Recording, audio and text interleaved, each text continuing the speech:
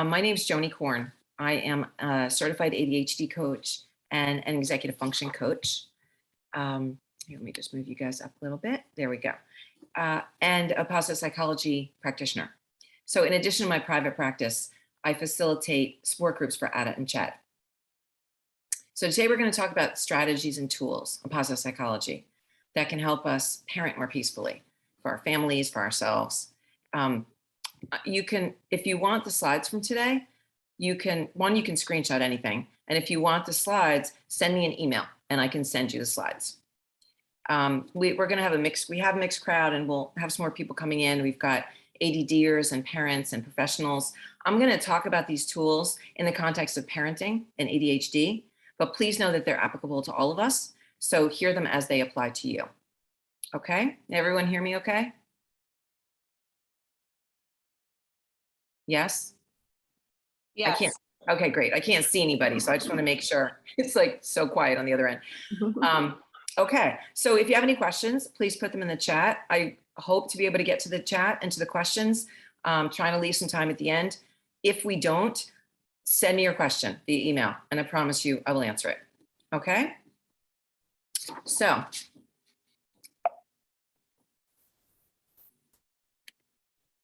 okay. So parenting is messy. We know that.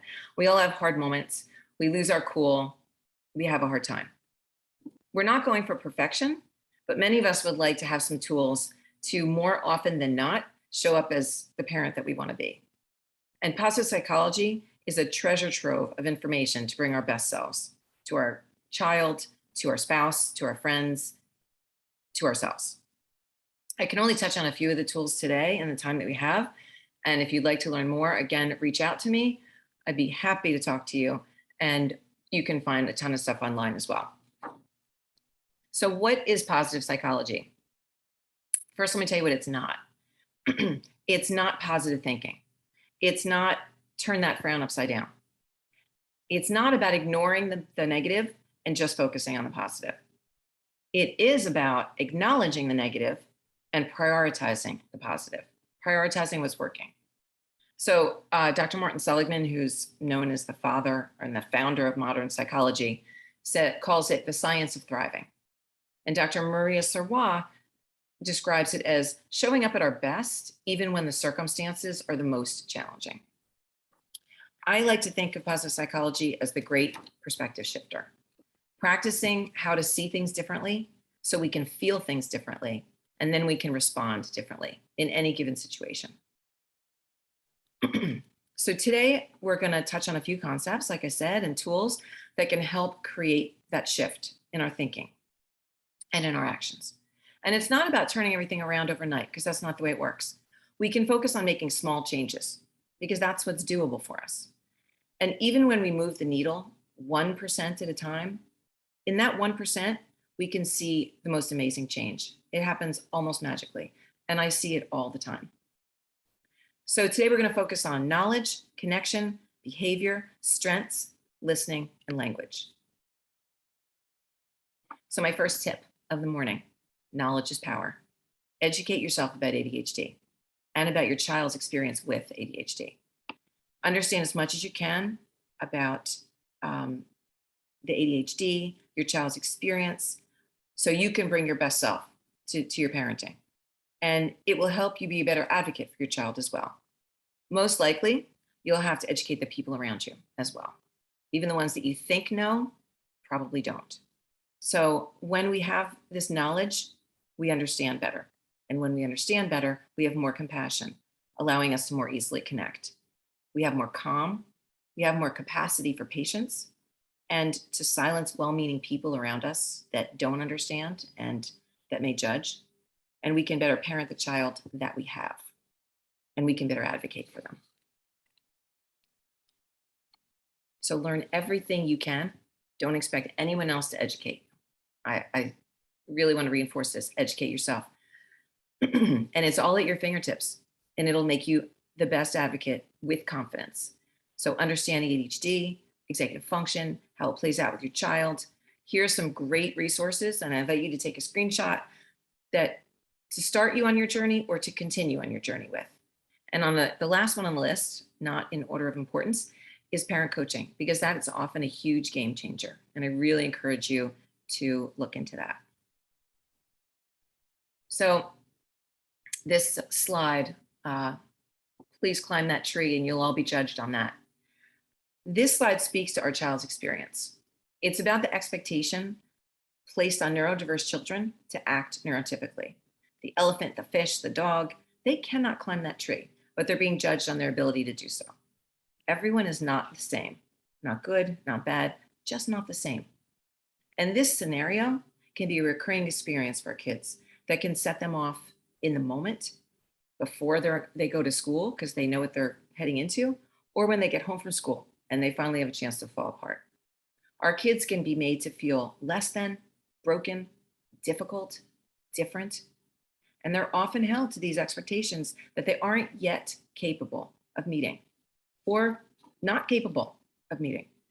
The focus is on the things that they can't do instead of what they can do. It's a focus on their deficits, and we forget to even notice their strengths. This is the lens of pathology. What's wrong, what's difficult, what needs to be fixed. And when we look through this lens, that tends to be all that we see.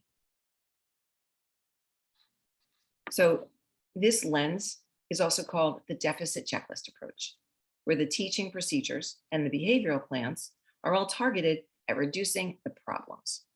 Dr. Barry Prezant, who's someone that I invite you to look up because he's got great information. He explains that when we do this, and we just use the deficit checklist approach, we miss the whole child. We miss, who is this human being? What do they love to do? What are they good at?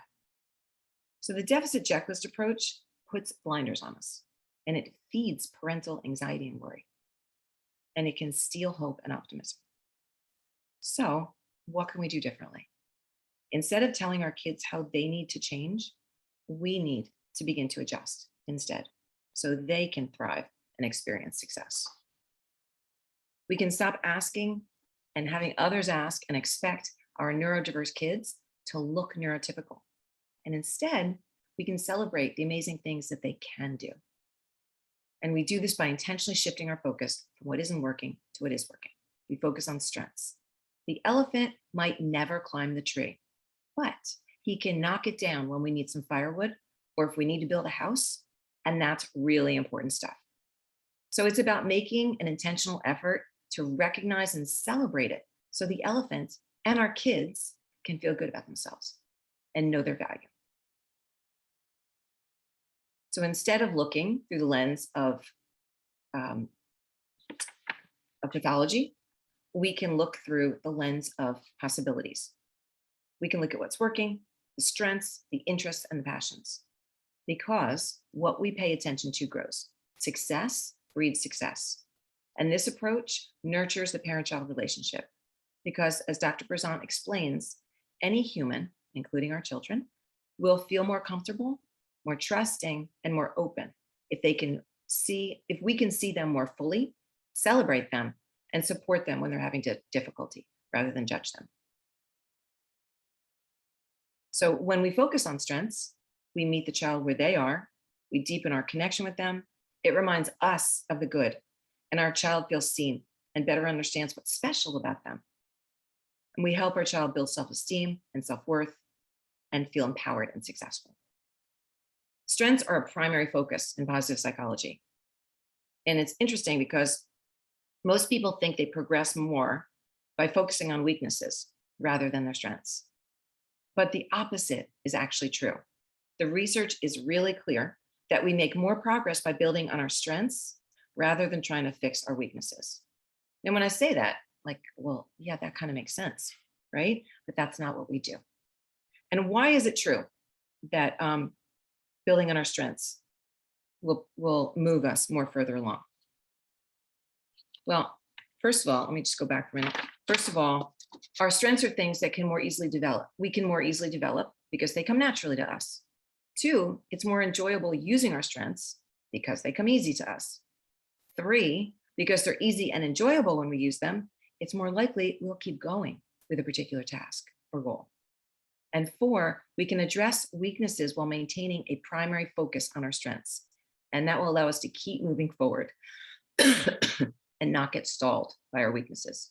We can use our strengths to get around our weaknesses. So for example, if my child is having trouble with math and loves Legos, I can use Legos to teach the math lesson.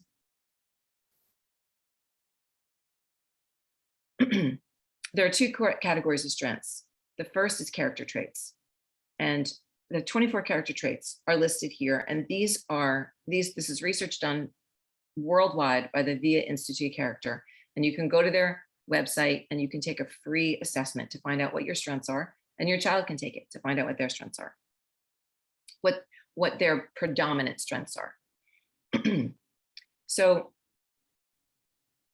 these character traits are the things that we all have, all 24 of them, in differing amounts. The second category of strengths is skills and passions, the things that we love to do and we're naturally good at. So tip number 2 of the day, notice strengths and reflect them back to your child. This is something you can start doing right away. You can look for what your child does well and tell them.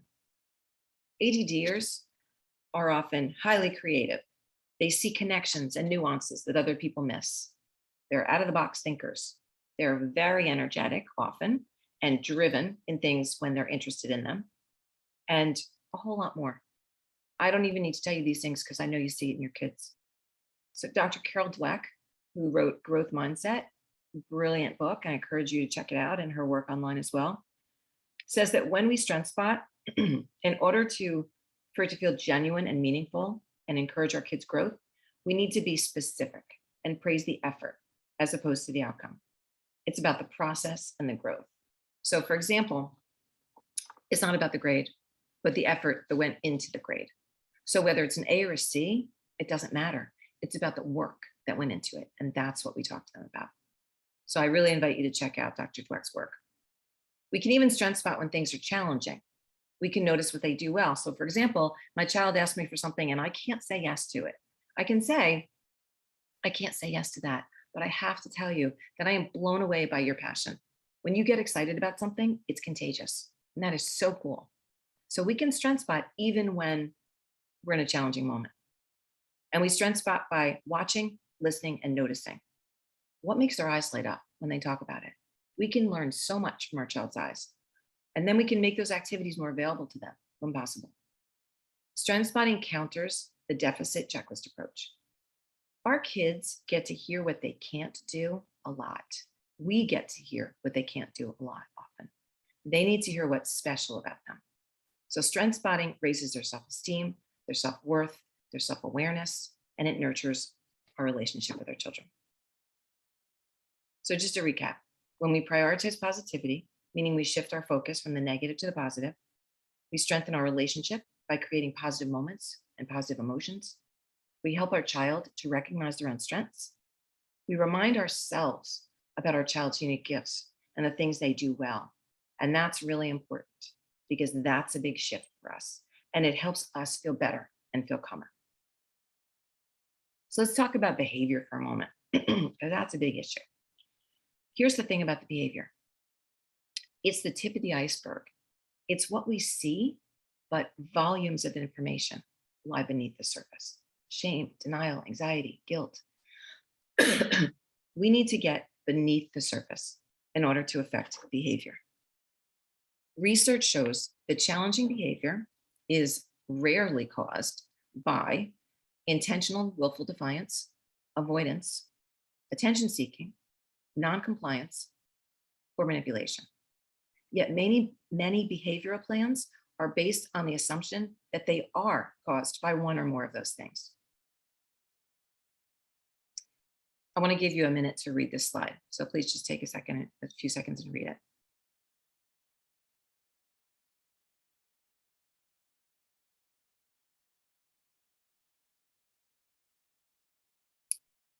So Dr. Stephen Porges is the author of the polyvagal theory. And Dr. Mona Delahooke has written extensively on it as it relates to children and behavior.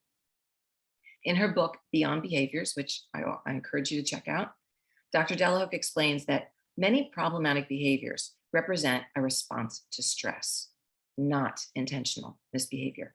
They reflect how the child's brain and body perceive stress. So instead of asking, how do we get rid of this behavior?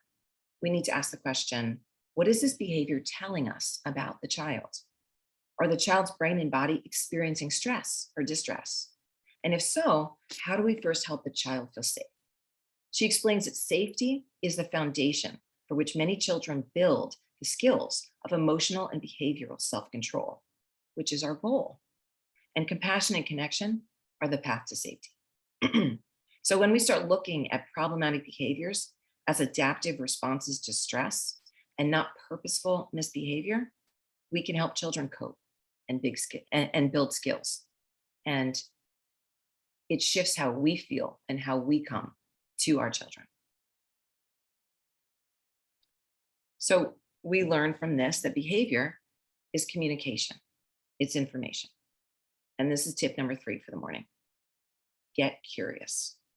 That's what we need to do. Dr. Ross Green talks about 2 kinds of behavior. One is lucky, like crying or sulking, because it elicits compassion from the caregiver. What's up, honey? How can I help you? The other behaviors are unlucky because, for example, like swearing or I hate you, mom, or throwing a book across the room, because it does not elicit compassion at all. In fact, it triggers us. Then we get stuck on the behavior. We pathologize it. We attach a moral deficiency to it. We catastrophize about it and we try and fix it. But the behavior is not the cause of the problem. The behaviors are child's way of saying it's communication. They're saying, I'm having a big problem. I can't do this. I need your help. When our kids are struggling, Dr. Ross Green, Dr. Stuart Ablon, 2 more people to check out if you haven't already, remind us if kids could, they would. And if they're not doing it, it means they can't. Our job is to assume best intentions and get curious about the can't, the underlying needs, the lagging skills, and the challenges, and leave our assumptions and our judgments behind. Judgments can be about our child, like, oh, he is so lazy, or about our own parenting. Oh my God, I'm the worst parent. Neither one of those things serve us or help us reach our goal. Dr. Green has a great 2-day training for parents and educators on how to do this, how to get underneath the behavior and really get curious. And I encourage you to check that out. It's fantastic.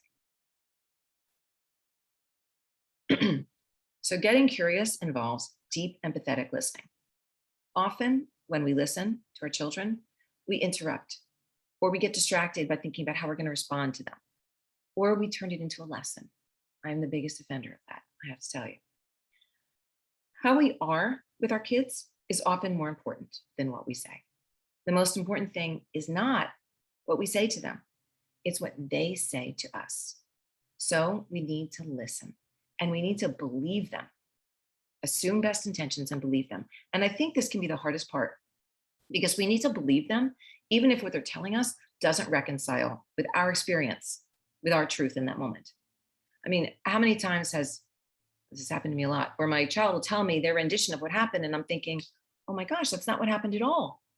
But that's their experience and that's what they're reacting to.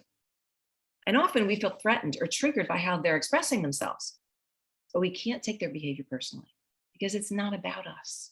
Even I hate you, mom, is not about us. It's about them and their dysregulation. Has anyone had their child melt down, scream at you, and then apologize afterwards, often sobbing and feeling guilt and shame because it wasn't intentional misbehavior, it was dysregulation. So deep listening is done with empathy and presence and patience. So think about this. It's like how we listen when we watch a movie. We pay really close attention to the story. We don't interrupt when we're watching a movie. It's not about us. So we're watching our child's movie and we can try to put ourselves in their shoes and empathize with their motivations and their struggles. And we watch and listen to the story. It's an opportunity to gather information about their experience and to understand what the challenge is. This is one of my favorite quotes, so I had to include it. My parenting superpower is in my ability to respond with curiosity and compassion, not to control. So deep listening, sorry, got my cough. Deep listening is also an opportunity for connection. We can let them see and hear and know that we value them. We can reflect what we heard by acknowledging their words and asking open ended questions like, what did that feel like? We can be interested in their story. For example, who else was there? What did you do after that? And a really helpful question for me is two questions actually. What feels most important to you for me to know about this? Or what's the biggest challenge here for you? These types of open ended questions give our kids agency in their own challenge and the opportunity to talk it through and the opportunity to possibly open their own lens and see a different perspective and new possibilities. I'm going to give you another couple seconds to read this slide.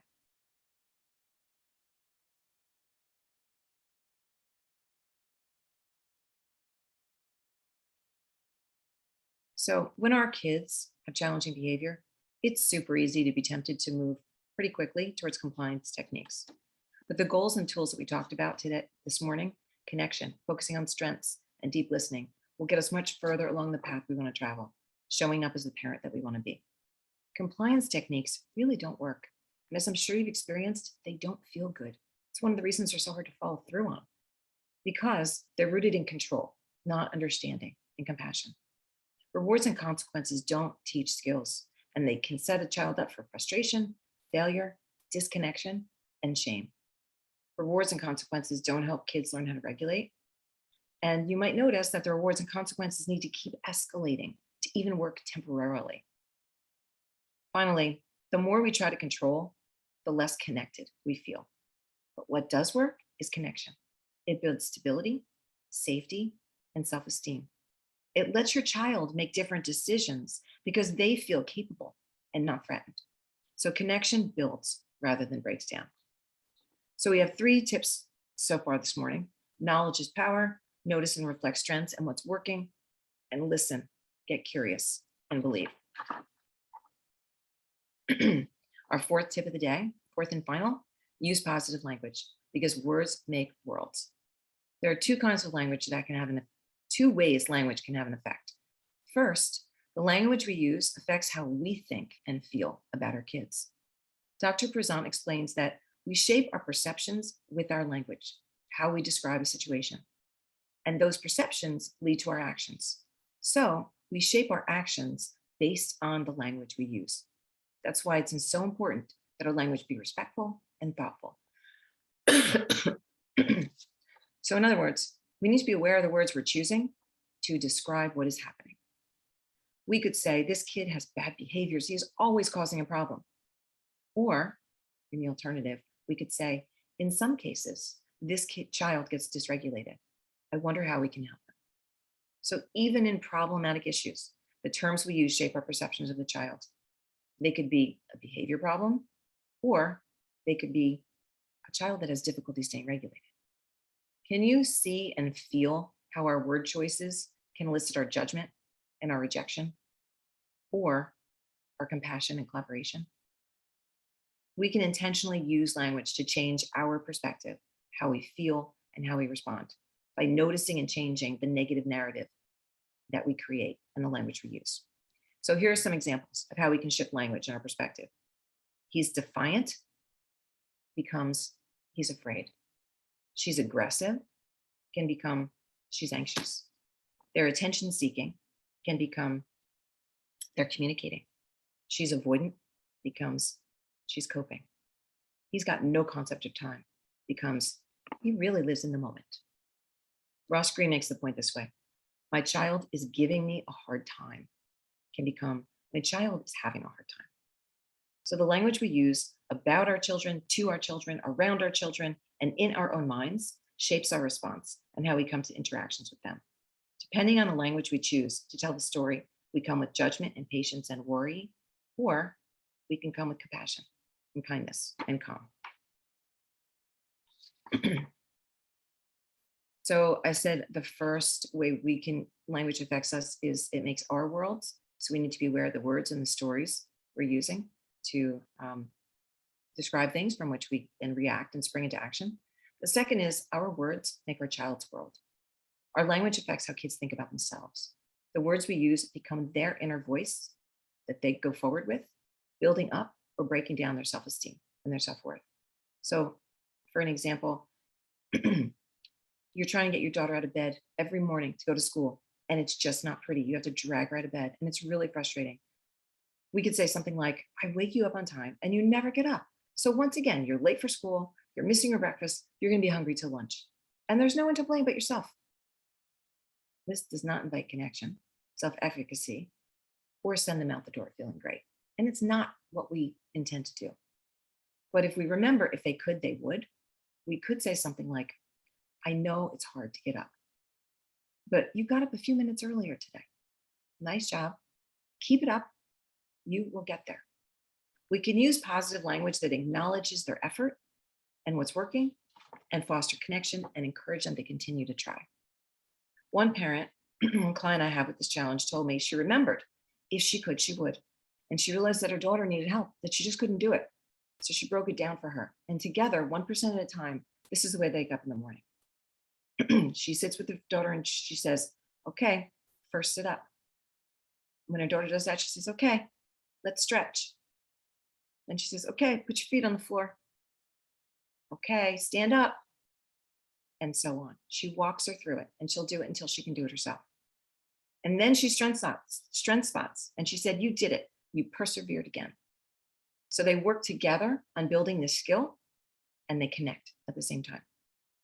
Also, when we use positive language, we not only encourage their connection to us, but we encourage our connection to them. Because positive language creates positive emotions. And that goes both ways between parent and child. One example of power of words to affect how we feel is the word yet. When we add the word yet to the end of the sentence, it can restore our sanity and our calm. So she doesn't know how to socialize yet. He does not understand that yet. They cannot keep their room clean yet. It reminds us that it's not forever. It's just not yet. And their brains are busy working on something else right now. But they'll get this, just not yet. Nothing is more important on the parenting journey than your relationship with your child. Research shows that the greatest predictor of child success is a strong parent-child relationship. We can nurture connection by the tools we've talked about today. Knowledge is power and increases understanding and compassion. Prioritize positivity by focusing on the good. Notice and reflect strengths. Listen, get curious, and believe your child. And use positive supported language because words make worlds, both yours and your child's. I know it may seem overwhelming at times. Believe me, I've been there. Parenting is hard. And it's really hard because we care so much. And that's a beautiful thing. And we're not going to be perfect. We need a healthy dose of self-compassion. But positive psychology gives us great tools to show up as our ideal selves more often than not. And we can always do a do-over. We can collect our thoughts and go back to our child and say, I need to do that again. That was me being messy. This is how I want to respond to you. Or whatever words feel natural to you. I do it all the time. By using the do-over, we model being a human being, not being perfect, apologizing, acknowledging and owning our mistakes, and resilience.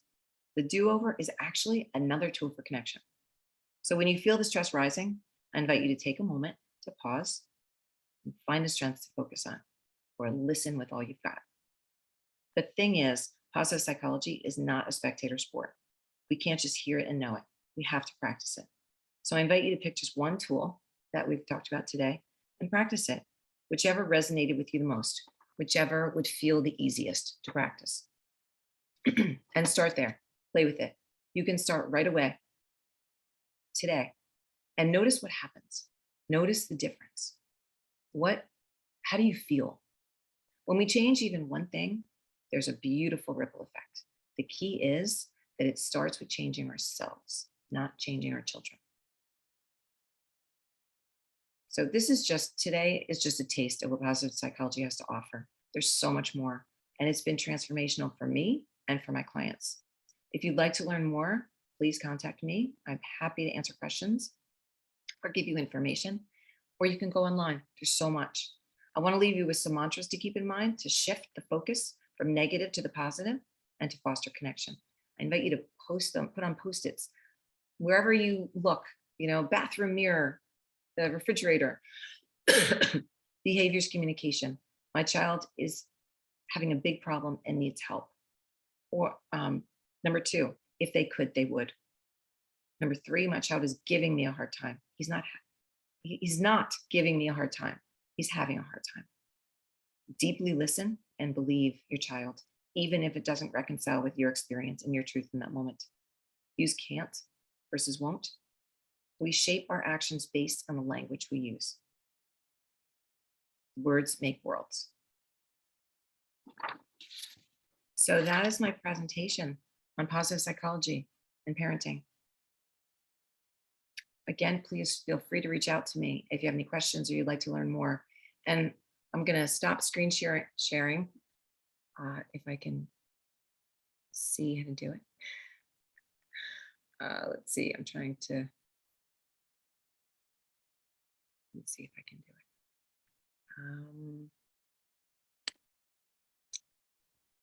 I can't see what, oh, here we go. Stop sharing. It popped down for me. Great. Joanie, Okay. if we want to get copies of your slides, can we email you? Absolutely. If you want copies of my slides, email me. I'd be happy to give them to you. And I would love for you to pop in the chat or to unmute yourself and tell me what tool most resonated with you today. What tool might you want to try?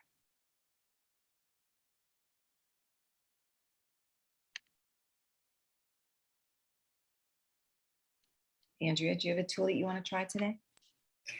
I have to be honest, I'm thinking about the VIA character strengths. I've done it before and it speaks so much to the who of who I am. It came up with my top 5 character strengths and I would say they were spot on. So Yeah. How do we use our character strengths when we face challenges and obstacles? And it's interesting because I did it 3 years ago and then I did it recently and they came up with the same top 5 character strengths. So I would encourage people to try it out and it's free. And there's also an adult one and also one for teenagers. Yeah, it's really fantastic. It really helps us know ourselves better. You know, some clarity. Joanie, also, I know that I've done Spire before, and I think that's a phenomenal tool. Can you just tell us a little bit about the Spire? Yeah, sure. Spire is it's a tool that you can look up online, SPIRE, and it's a way to kind of identify if you're having a hard time, you're having a hard day. Spire, let's make sure I get all these exactly right. Hold on. Spire is, the S is for spiritual. Are we leading a meaningful life? Mindfully saving the present. We can answer those questions for ourselves, kind of put ourselves on a scale of 1 to 10. What does that look like? Where are we? P is physical, caring for our body and tapping into our mind-body connection. I is intellectual, engaging in deep learning and opening to experience. R is relational, nurturing a constructive relationship with ourselves and with others. And E is emotional, feeling all emotions, reaching towards resilience and optimism. If you want that, email me as well. I can give you that. And what that does is when we go through each of those elements of there are 5 elements of well-being. And when we go through each of those elements and rate them on a scale of 1 to 10 and think about what makes it that number, you know, what makes it a 3 or what makes it an 8, we have a picture of our well-being. And we can say, wow, you know, like I'm super high on relational, but physical, I haven't even gone for a walk today. Like, no wonder I don't feel good. Or, you know, I'm super high on spiritual and I really feel meaning in my life, but, you know, I'm not really connecting to people outside of myself, you know, relational. I need to call a friend. And in that way, we can raise up the elements that are low. We can pinpoint them and raise them up. And then we can start to feel better. We can raise our well-being. So I want to tell you, does anybody have any questions on that actually? Anybody have any questions at all that they want to ask me? Okay. So I wanted to tell you a quick story. I think we have 10 minutes left. I hope. Andrea, is that right? We have about 10 minutes left. Okay, sure. I can post my email.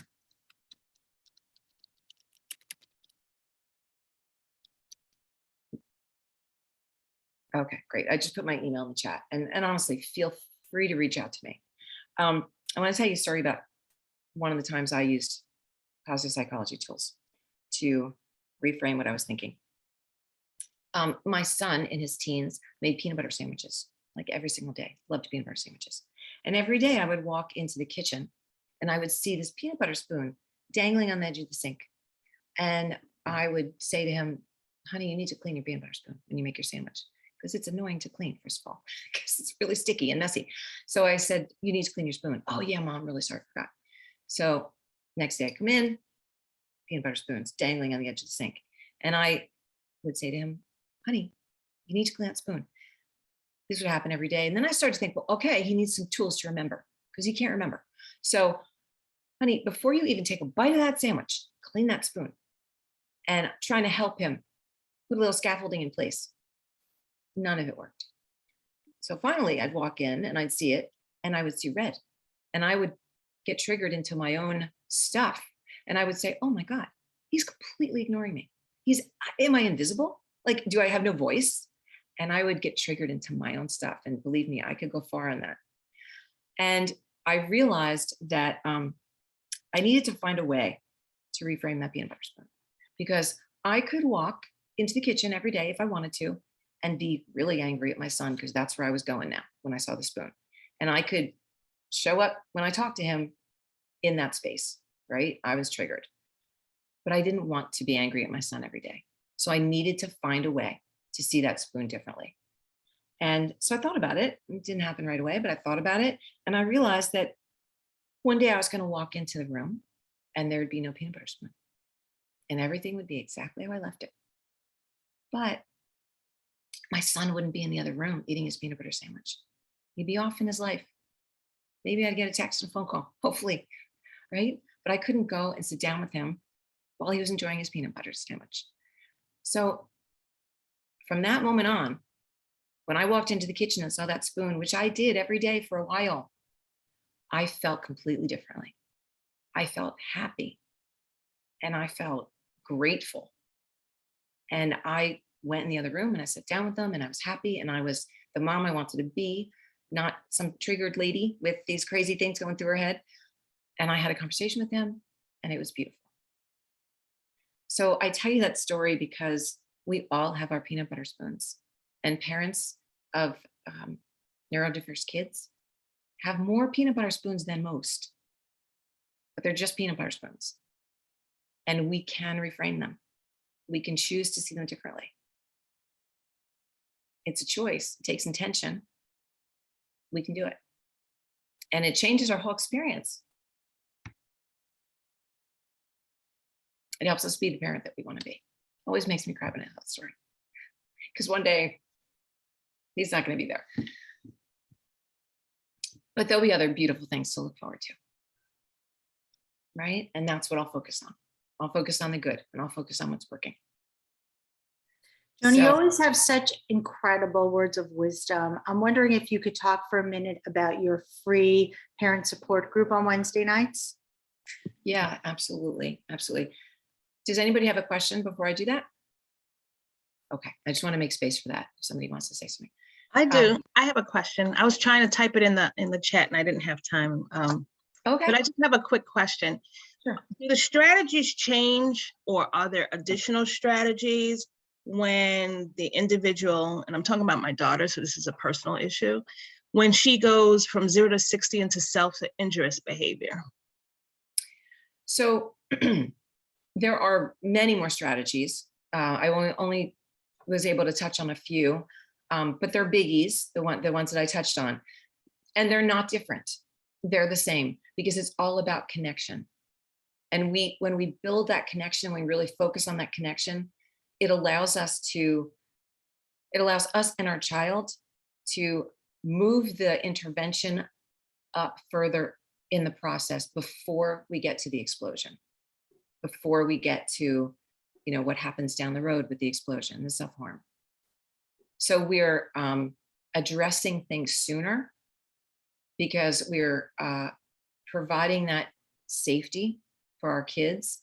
We're helping them be insightful about themselves and to learn to be insightful. We're putting more tools in our basket or our toolbox rather to address things because we see them way before they happen.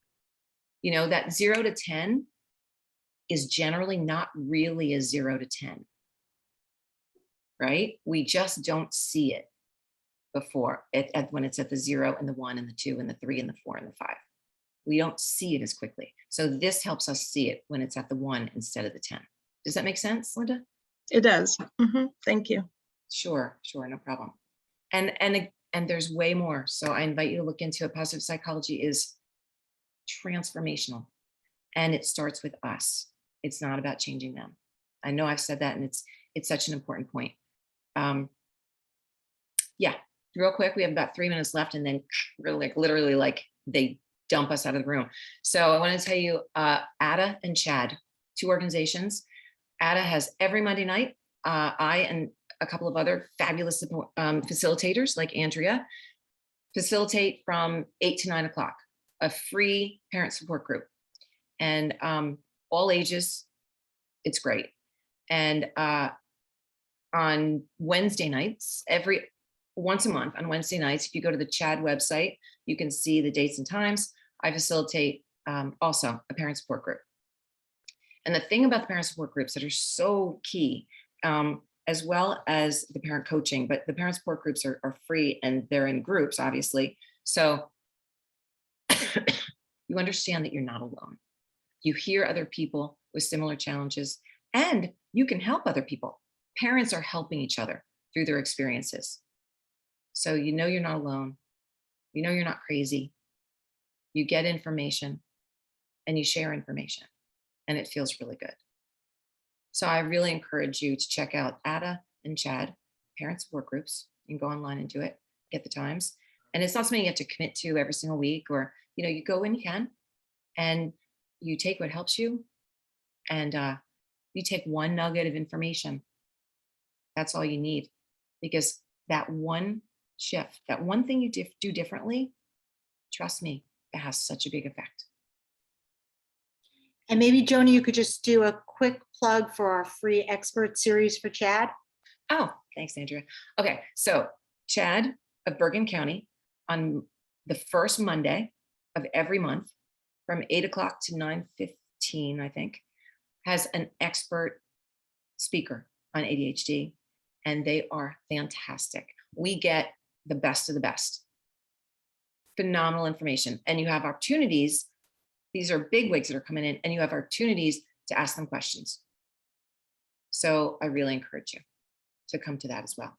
Just go to CHAD Bergen County and you can get all the information. So we have 1 minute. I just want to say thank you so much. Those are virtual events, right? Still? They're all virtual. Yep, Okay. all And those do you things think like the that. experts would answer questions regarding adults with ADHD as well? Or do you think they're just there for, okay, thank you. Absolutely. The adults, some are focused on kids, some are focused on adults. And I also want to say that ADA runs their free support group for adults with ADHD. And also CHAD Bergen County, I believe once a month has a group for adults with ADHD. With Yeah. Isabel, is that correct? Yep. Okay, we're going to be kicked out. If you want my slides, please email me. Or if you have any questions, I would love to talk to you. So thanks for coming. And your email address is what? Corn, CORN _JONI @yahoo.com. Thanks, Joanie. You're welcome. Thanks, guys. It's a long minute. I'm watching my clock, 9:45. I tell you guys, I have COVID, and I was up all night last night coughing, and I was like, oh my God, then I'll lose my voice. My throat's killing me. I woke up and fine this morning. Thank God. Well, we need you. We need you in the ADHD world. Thank you. Well, we need everybody. We need everybody here. And you guys are here because you love your kids so much and because you're trying so hard. And I said before, it's hard because we care so much. And your kids are really lucky to have you. Really lucky to have you. And we're lucky to have them. Our kids are our best teachers. I always find my children are my best teachers. And so, we watch them, notice them, learn from them because they make us better people. They challenge us for sure. And in that challenge, they make us better people. They make us stretch and grow. So Joanie, I just want to introduce you to Elizabeth while you guys are on the same presentation. Okay. Hi, Elizabeth. Hi. So How are you? Elizabeth is going to take over, and she and I met through the Benway School. Yes. What are you taking over? Well, right now, Leslie is president and we're calling me yes. president-elect. Yeah, LDNJ, you're taking over. Oh, congratulations. we'll see. Yeah, we have no like formal plans as to like when the changeover is going to be, but we just kind of started, chatting about it, and she officially announced it a few months ago at a meeting. So You know, it's funny, I recognized your name and I was like, how do I know her? How do I know her? I thought maybe you're in a support group or like, it's really funny. yeah, Congratulations for you. That is fantastic. thank you. You're is- both a wealth of knowledge, and I both would love for you guys to hook up, because Joanie, I already emailed her. Oh, Yeah, good. Joanie's wealth of knowledge in positive psychology is incredible, and her parent great. support groups are amazing, amazing. Oh, thanks, Andrea. You're amazing. Elizabeth, I would also like to get out there. I'm running Cindy's groups. I start May 30th or 31st, 7 series for the parent support groups. Maybe I will just send you over a quick screenshot of the dates. Okay. The Common Connected is just amazing. Amazing. Yeah, Yeah, I loved coming to the one support group that I did come to. Well, it was technically a part of the series, right? It wasn't not necessarily a support group, but it was a training session, and that was wonderful. That was really phenomenal. Like, you really shined in that perspective, like having the parents go back and forth. Like, you could tell there was like frantic parents, and then like they were all so calm afterwards, and they were like totally ready to take it on. So it was great. I loved it. Yeah, so we're doing 2 more this summer, and then I'm putting together just a small support group. Hold on one second. Let me show this to you. I don't know how to stop the recording, by the way. So just, we're still I recording. can, honey. Oh, you can? Oh, give me permission to record and I can close it. How do I do that? And I will hop into my room. Hold on. Surprised they haven't kicked us out yet. They're not going to kick you out. All those threats. Well, they don't kick you out. The other person would come in, and then once that person comes in, then you would politely X out. I gotcha. Okay. I thought it was just gonna, like you were out. I was so No, nervous. it's not it's not like Zoom, the free version, where like after 45 minutes it cuts out. It's the same link for everyone for this section. Okay, great. Because I started speeding up at the end. I was like, oh my God, I'm not going to finish in time. No, you did great. Okay. All right. Thanks. What's so great about the Common Connected and even just about what, the stuff I was talking about today is that we get so overwhelmed by all the outside stuff coming in, telling us what we have to do and how we have to do it and what's wrong. Right. And it's really, if we can just step back from that, just reconnect and focus on the stuff that's fun, which is connecting with our child. It's so much easier than we think it is. It's like, just drop it all. I just heard this thing. What's funny too is I think a lot of us here are educators or people in the professional world who like get a lot of what we're learning today, but then we totally forget, like it's totally separate with your kids. Even coming to this today, my mindset was always my school, the programming that I do, etc., and not really thinking about my own kids. And then I'm like, I'm going to attend this session and I'm going to solely focus on my kids and stop thinking about like how I'm going to apply this to everybody else. I'm going to apply it to my own kids now. And it's so hard to do. It's so hard to get yourself into that mode, because as a parent, you are going to personalize more than you would as an educator. Right. As an educator, you don't slip into your, well, some educators do actually, but Yeah, they do. okay, I take that back. Totally take that back. Everyone does, right? But you know, when you practice with your kids, it's harder, right? With your kids, Oh, yeah, obviously. If you can do it with your kids, then you can do it with anybody, that's right. right? Yes, and I'm gonna practice on my kids now. I just heard this great thing. I loved this. It was, you know, if there's a fire, like so there's emergency, stop, drop, and roll. Mhm. So we can apply it when there's an emergency with our kids, when our kids are on fire, basically, or their regulatory system there is on fire. Stop trying to control. Drop your agenda, whatever it is, just drop it and roll together, connect, do something together and move forward collaboratively. And I thought, I was like, oh, wow, that's really great. Stop, drop, and roll, you know? Love it. Yeah. Love it. Well, thank you. I'm gonna hop out and get ready for the next one. Okay, Andrew, did you want to share something real quick? Were you? Yeah, can you hear me? Yes. Wait, I wanted to send, Liz, oh no, Elizabeth, give me your phone number. I'm sending you a presentation on collaborative problem solving that just popped up on my screen. What is your phone number?